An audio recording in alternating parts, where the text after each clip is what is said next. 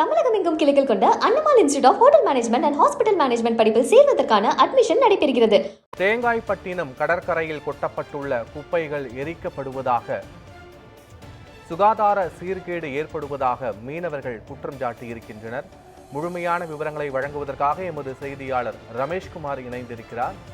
ரமேஷ்குமார் வழங்கும் கூடுதல் தகவல்களை காணலாம். கன்னியாகுமரி மாவட்டத்தில் நீர்நிலைகள் மற்றும் சாலையோரங்களில் கொட்டப்படும் கழிவுகள் குறித்து நியூஸ் 7 தமிழ் மூலம் கள ஆய்வு மேற்கொண்டு அரசின் கவனத்துக்கு எடுத்து வரும் இந்த நிலையில் தற்பொழுது கடலோர பகுதிகளிலும் அளவுக்கு அதிகமாக குப்பைகள் என்பது கொட்டப்பட்டு வருகின்றன. நம்ம இப்போ நிற்கும் பகுதி தேங்காய்பட்டினம் மீன்பிடி துறைமுக பகுதியில் நின்று கொண்டிருக்கிறோம். அந்த காட்சியை பார்க்கலாம். ஒரு புறம் அரபிக்கடல், மறுபுறம் அந்த சாலையோரம் கொட்டப்படும் கழிவுகள் என இங்கு மிகவும் ஒரு சுகாதார சீர்கேடு ஏற்படும் ஒரு நிலைக்கு தள்ளப்பட்டிருக்கிறது. அந்த காட்சியை பார்க்கலாம். இந்த பகுதிகளில் அளவுக்கு அதிகமாக குப்பைகள், வீட்டு குப்பைகள், அதே போன்று மருத்துவ கழிவுகளும் இந்த பகுதிகளில் கொட்டப்பட்டு வருகின்றன. தொடர்ச்சியாக கடலோர பகுதியை பொறுத்த அளவில் திரளான மீனவ மக்கள் வசிக்கும் குடியிருப்புகளும் இந்த பகுதிகளில் இருக்கின்றன. இந்த ராமன்துறை கடலோர பகுதியை பொறுத்த அளவில் நூற்றுக்கணக்கான மக்கள் இந்த பகுதிகளில் வசித்து வருகின்றனர். ஆனால் தொடர்ச்சியாக இங்கு கொட்டப்படும் கழிவுகளால் இங்கு சுகாதார சீர்கேடு ஏற்படுவதாகவே இந்த பகுதிகளில் வசிக்கும் மக்கள் தெரிவிக்கின்றனர். அதே போன்று இந்த பகுதிகளிலே அந்த குப்பைகளை சேகரித்து தீ போட்டு எரிக்கும் ஒரு நிகழ்வையும் இன்றைய தினம் பார்க்க முடிந்தது. தொடர்ச்சியாக இது தீ போட்டு எரிக்கும் பொழுது அந்த புகை என்பது வெளியேறி இந்த பகுதிகளில் ஒரு சுகாதார சீர்கேடு பெருமளவுக்கு ஏற்படுவது நிலைக்கு என்பது தற்பொழுது இந்த பகுதி மக்கள் தள்ளப்பட்டிருக்கின்றனர். நம்மோடு இந்த பகுதியை சேர்ந்த நபர் இணையராக அவரிடம் கேட்போம். சார் வணக்கம். எவ்வளவு நாட்களாக இங்கு கொட்டப்படுகிறது? நீங்கள் அரசின் கவனத்துக்கு ஏதாவது இதை எடுத்து செஞ்சீங்களா? சுமார் 2 வருடத்திற்கு முன்பாகவே இந்த கழிவுகள் இங்கே கொட்டப்படுகின்றன. அது இந்த பகுதியில் உள்ளவர்கள் இல்லை, வெளியூரிலிருந்து சுமார் 1 கிலோமீட்டர் வெளியே உள்ளவங்க கொண்டு இரவு நேரங்களில் இந்த குப்பைகளை கொட்டிட்டு போயிடறாங்க.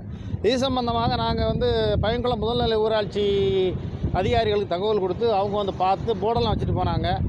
அதுக்கப்புறமும் இந்த மாதிரிப்பட்ட கழிவுகள் கொட்டிக்கிட்டே இருக்காங்க.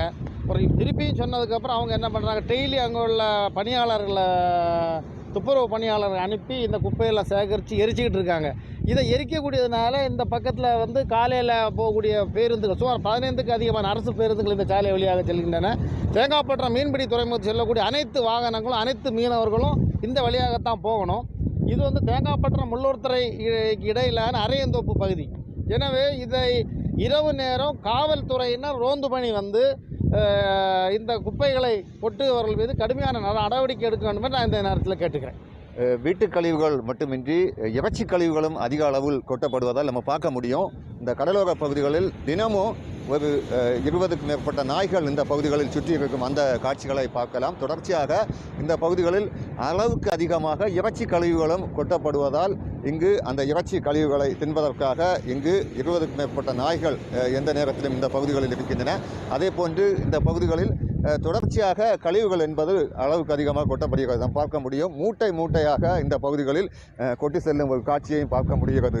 தொடர்ச்சியாக இந்த பகுதிகளில் வருங்காலங்களில் இந்த சுகாதார சீர்கேடை தடுக்க மாவட்ட நிர்வாகம் இந்த பகுதிகளில் கண்காணிப்பு கேமரா அமைத்து தொடர்ச்சியாக கண்காணிக்க வேண்டும் என்பதை இந்த பகுதி மக்களின் ஒரு கோரிக்கையாக எழுந்திருக்கிறது. நியூஸ் 7 தமிழுக்காக கன்னியாகுமரி மாவட்டத்திலிருந்து ரமேஷ்குமார்.